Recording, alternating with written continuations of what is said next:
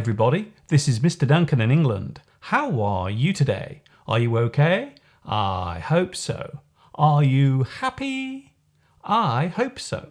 Welcome to another edition of Ask Mr. Duncan, where we all join hands and take a dive into the sea of emails containing all those lovely questions and comments about the English language and my teaching videos.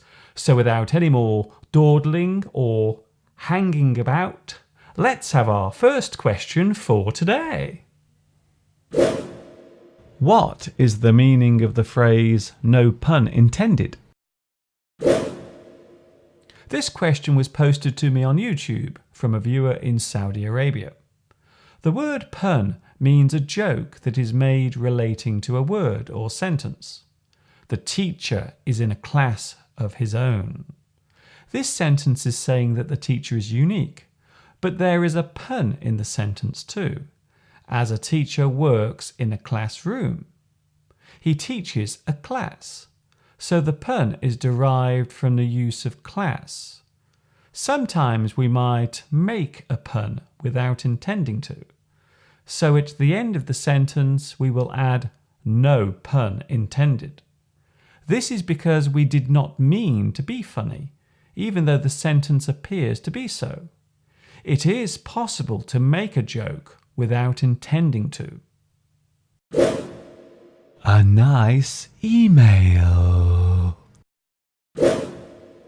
I have received a wonderful email from Giovanni, who lives in Italy. I seem to be getting more and more Italian students watching these days, which is super duper. Giovanni writes to thank me for reigniting his interest in the English language. It is nice to hear that my lessons are helping you with your studies. Giovanni also mentions that my English videos are the most interesting and helpful he has ever seen. Well, as I always say, the world of English is a fun and exciting place to be. Thank you for your very kind words, Giovanni, and may I take this opportunity to send you a big special hello across the internet, all the way to Italy. Look, there it goes now. Could you explain what a functional noun is? This question was sent in by Raymer, who comes from the Philippines. Normally, a noun is seen as a word that represents a person, a place, or a thing. The general term thing means something with physical form, or something that is abstract. There are various ways of defining a noun: as a subject complement, as a direct object, as an object complement, as an indirect object, a prepositional complement, a noun phrase modifier, determinative, a positive, and adverbial. A functional noun is a name that shows an action. Let's look at some examples of nouns and their functional use. If you are ill, then you will see a doctor. The doctor will give you treatment. Treatment is a noun. So how do we show that the treatment is occurring? As a function, we will use treating. The doctor is treating my illness.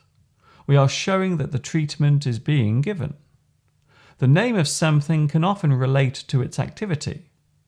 The word war is a noun. As a function, we use warrior. The warriors fought the battle. We can see from both sentences that a war occurred. A noun names the thing, so any action or condition can be the subject or object of a sentence. All languages have nouns which describe the action of a process or the quality of a state, so English is not an exception. Another example, the word journey is a noun.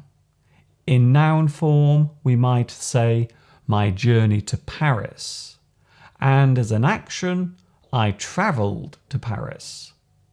Both sentences show the same event. A speech is a noun. His speech at the meeting expresses he spoke at the meeting. First we have the noun form, then the action. So the rule to remember is that nouns can be used to show an action. Of course, a noun can be expressed as a verb when we talk about using certain objects for a specific task. I talk about these in lesson 27.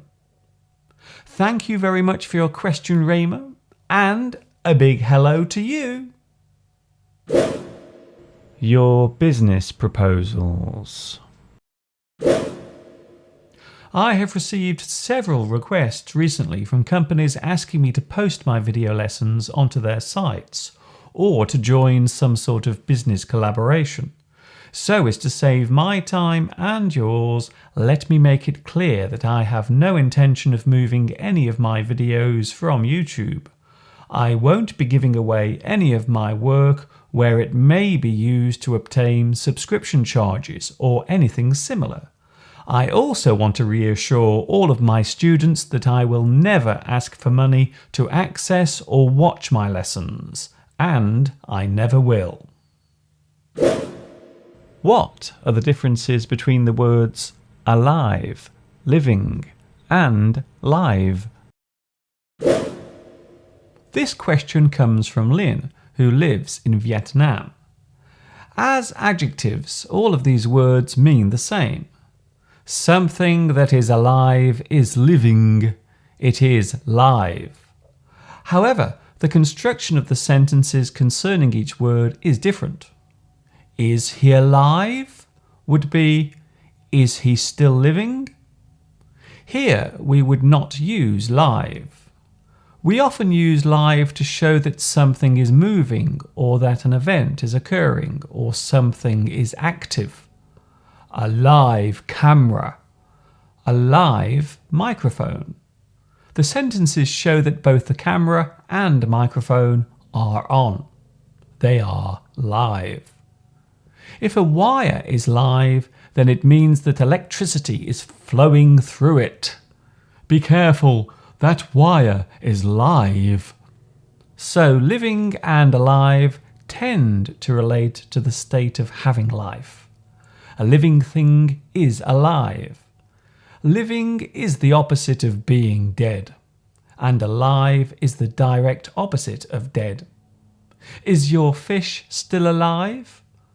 Of course, living can refer to your everyday routine, the place you live, and what you do as a job.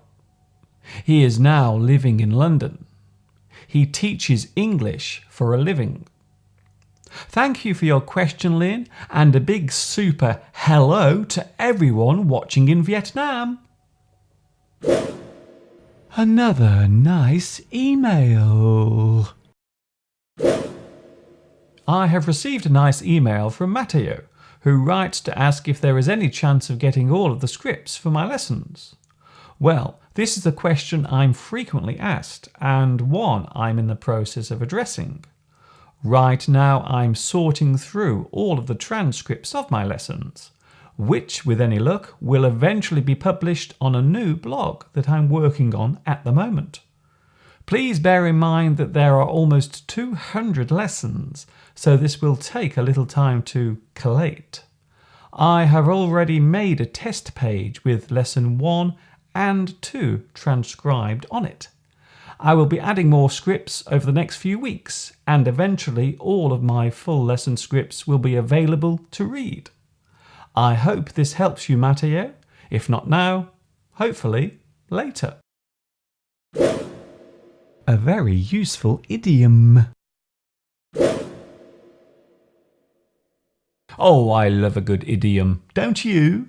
And today's is no exception. To rob someone blind. To rob blind means to overcharge or ask for too much money for something. You are asking for too much money for something. Your prices are far too high.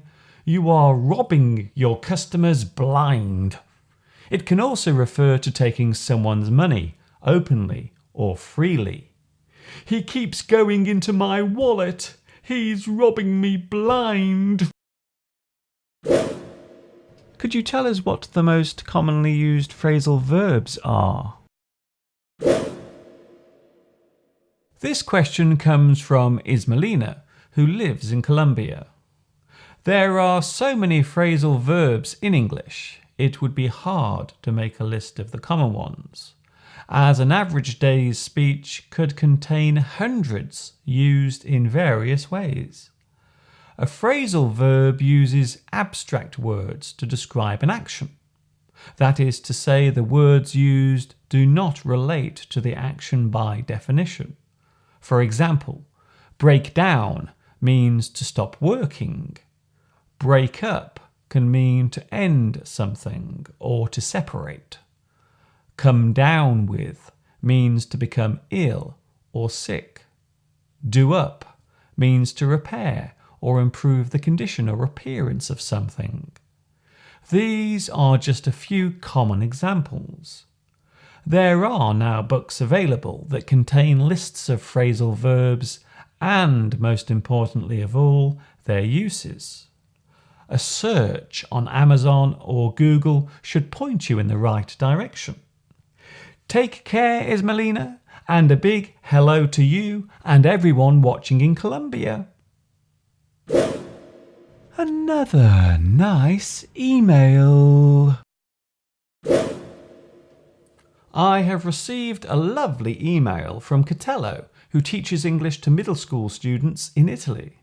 Catello writes to tell me how useful my lessons are, not only from a language point of view, but also as a way to learn new teaching techniques too. Catello asks if it would be possible to say a big hello to all of the students at Scuola Media Stabaie and Scuola Media Renato Facini. A big hello to you all and good luck with your English. And of course, a special hello to Catello and everyone watching in Italy. A super proverb just for you. Oh, there are so many proverbs floating around. Which one should I pick today? Here's a good one. Make hay while the sun shines. This saying tells us that when an opportunity comes along, we should take it and use it well. So when the sun shines, it is a good time to make hay, as the sun dries the hay. Take advantage of each opportunity as it comes your way, for tomorrow there may be no sunshine. Another nice email. I have received an email from Stefan, who lives in Germany. Thank you for your congratulations concerning my video English lessons and your wish for my continued success. I hope so. Stefan asks how long I have been teaching through YouTube for. Well, Stefan, in total I have been teaching for almost 10 years and here on YouTube for almost 6. I created my Duncan in China channel on October the 31st, 2006, which means that my 6th anniversary will be at the end of October.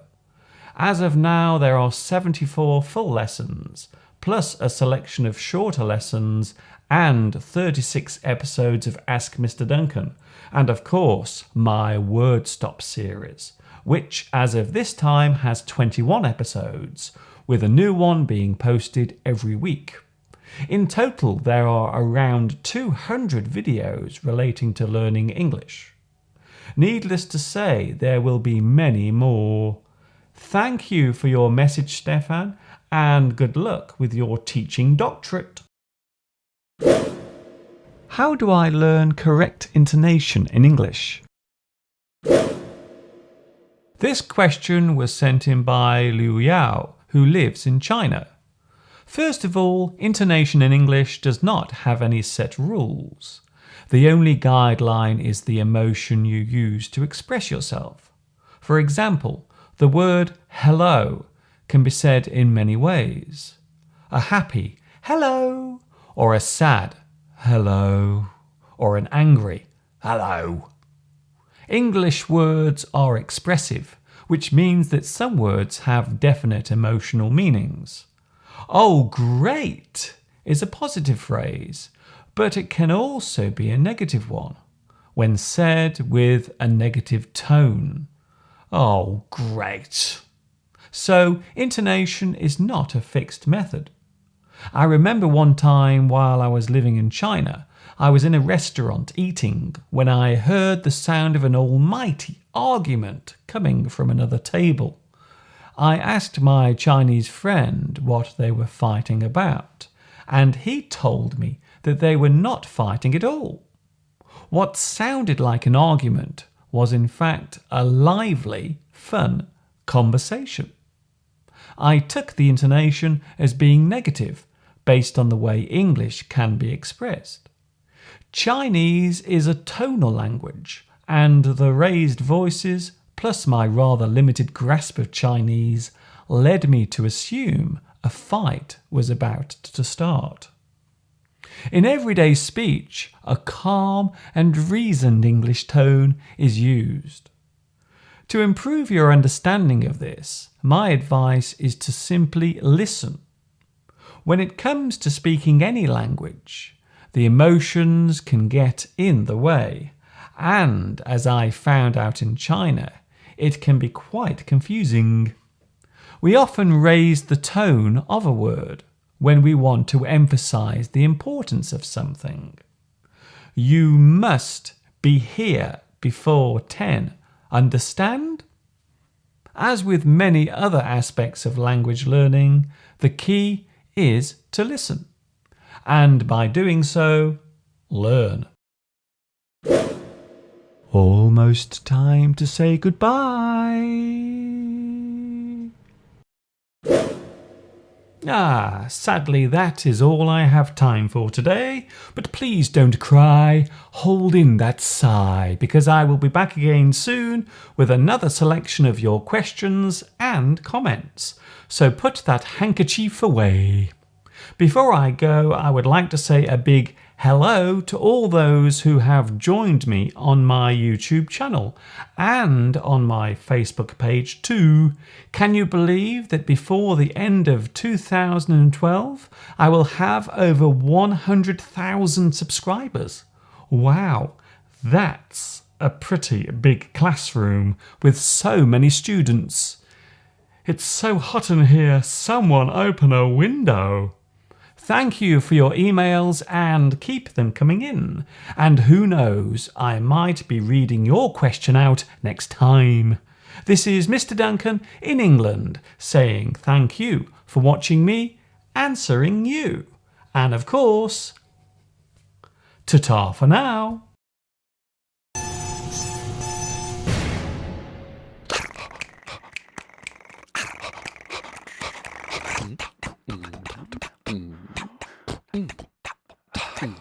Mm.